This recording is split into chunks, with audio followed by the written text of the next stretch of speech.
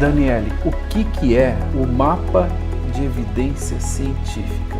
O que é esse mapa? O mapa de evidências ele vai servir para tomada de decisões de políticas públicas. Então, quando algo novo vai ser colocado para a sociedade, pelo Estado, pelo governo, isso precisa passar por um processo de validação? O que é esse processo? É um processo, é isso? Pode-se dizer que é uma validação, um reconhecimento, da efetividade daquele método no bem-estar, na qualidade de vida, na saúde da população. Tá. Né? Porque se não fosse assim, qualquer coisa poderia ser colocada. Quer dizer, o Estado não pode oferecer para as pessoas, para todos, né, para o coletivo, algo que não seja ou realmente eficaz ou realmente seguro. Isso mais ou menos como um remédio, como uma vacina, como ensino. Como tratamentos alternativos, como tratamentos baseados em medicina tradicional. O Estado zela pela população e por isso, para que algo seja inserido pelo Estado para a população, é preciso existir, então, no caso aqui, esse mapa de evidência científica. Agora, quem que determina como que esse mapa é feito? Existem regras extremamente criteriosas e específicas, que são regras aplicadas pela Organização Mundial de Saúde para todos os países, que aqui na América do Sul é zelado pela Organização Pan-Americana de Saúde, e esses critérios rigorosíssimos, né, eles necessitam ser seguidos por quem vai realizar esse estudo. São pesquisadores extremamente sérios, competentes e que são especialistas nisso, nesse tipo de busca. Entendi. Então existem critérios muito bem estabelecidos ou pré-estabelecidos para que esse mapa de evidência científica seja elaborado, feito. Um mapa de evidências a respeito de uma determinada área do conhecimento que pretenda estar e começar a entrar no rol do que hoje em dia é chamado de ciência baseada em evidências, né? Que algo que talvez não seja com uma medição tão concreta, tão de uma engenharia técnica, né? Coisas tão concretas, se mapeia, né, no formato de evidências.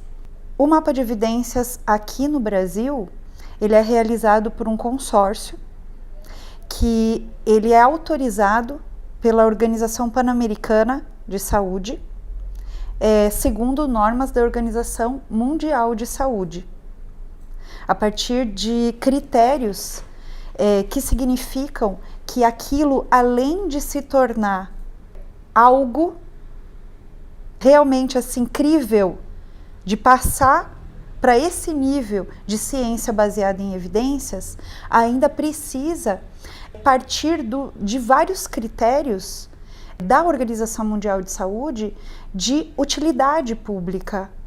Então, não se buscam fazer mapas de evidência só por interesses, mas sim também preenchendo requisitos que são especialíssimos, e como isso envolve saúde de nações, saúde pública, saúde de nações, né? São critérios extremamente rigorosos. Certo, então a gente entendeu que o mapa de evidência científica é feito partindo-se de critérios, de princípios pré-estabelecidos pela Organização Mundial da Saúde.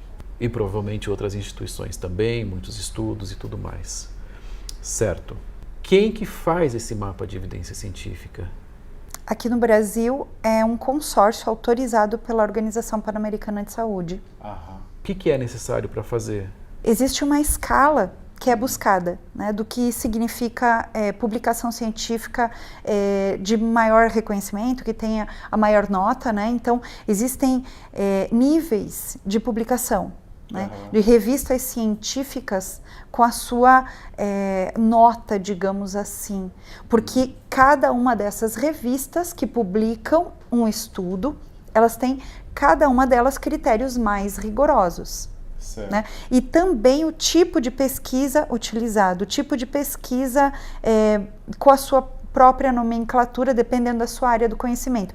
Mas existem, por exemplo, só para citar os níveis, existe, por exemplo, na academia, né? Você pode fazer um simples artigo acadêmico, né? Um artigo acadêmico está ali, né? Ou você faz um artigo para um jornal da sua faculdade ou da sua classe, né?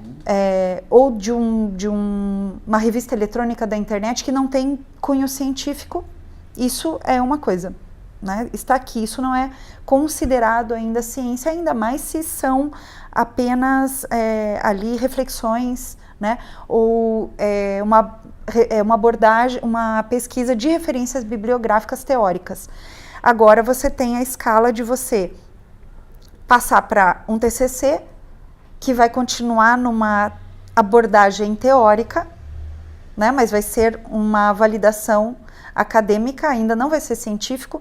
Você pode passar para um mestrado, que nesse mestrado você vai fazer uma pesquisa evidente, através do seu orientador, vai seguir critérios de fazer uma pesquisa de campo, e na área da saúde, esses tipos de pesquisa também existem protocolos para determinado tipo de hipótese, você vai usar determinado tipo de medição, com determinados tipos de questionários de avaliação que também já foram validados no Brasil e que vieram de estudos internacionais e que foram validados para determinada área do conhecimento.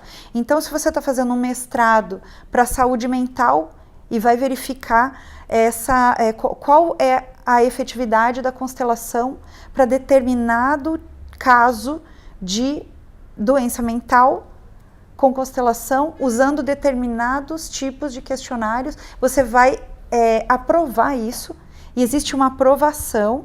Então existe isso no mestrado. Se for doutorado, vai valer mais ainda, dependendo desse estudo. Se você fizer essa autorização e protocolar, para você fazer essa pesquisa, você precisa de autorização, né? Tanto que no Brasil, a única pesquisa que está acontecendo aqui no Brasil, que está autorizada e que está acontecendo, isso é atual, quem quiser participar, ela é realizada pelo Dr. José Miguel de Deus e a sua esposa, Vânia, certo? E na universidade, onde eles são professores, na questão de mulheres com doença pélvica crônica. Então, é algo bem específico. Já existem estudos internacionais de dermatite atópica, de saúde mental, de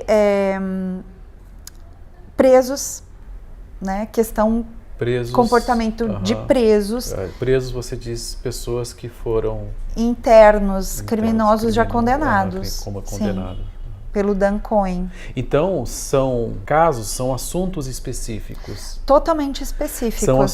São temas totalmente específicos. Totalmente específicos, e precisa seguir os critérios, né, da academia, da ciência, da sua área do conhecimento, da Organização Mundial de Saúde ou da organização, quando você vai lidar com daí uma que não é médica, que seja da área da psicologia específica para doença mental, né? Sim. Existe uma outra organização que vai aprovar esse tipo de pesquisa.